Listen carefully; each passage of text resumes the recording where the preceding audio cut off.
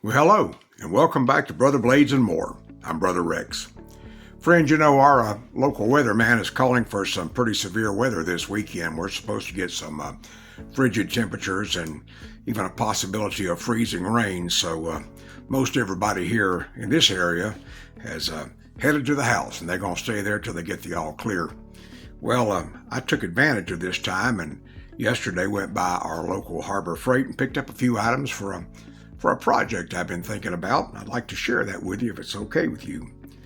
First, most projects come from a problem, and the problem is when you buy, sell, and trade and collect in vintage pocket knives, sometimes you get some that are kind of rusty and crusty. They've been abused, used, and stored poorly, and oftentimes to get the blade open, it takes an act of Congress. I've broken many a thumbnail trying to get knives open.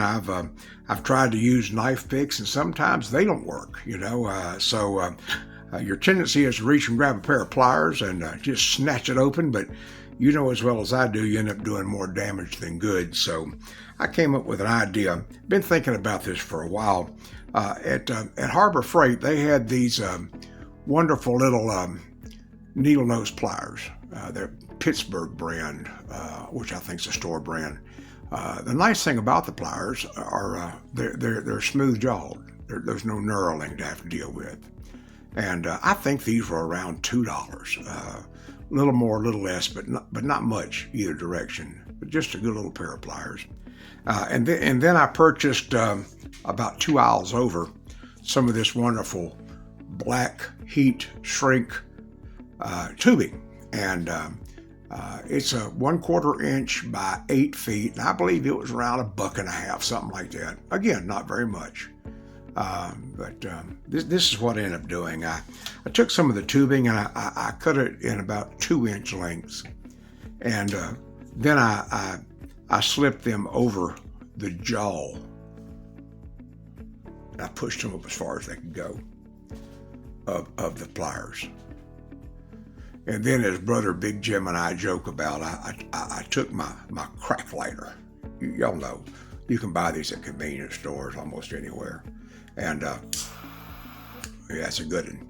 And I heated up the tubing, and it shrank down to a very snug fit on these jaws. And then I trimmed off the end, and while it was warm, I took my hands and I formed it around the end of those pliers, and this is what it ends up looking like right here. Now, I don't know about you, but that I believe that'll meet the need right there. Get a hold of them old nasty sticky blades and pull them right out. And the only thing I'm going to disturb is the rust on them, and that's all right with me.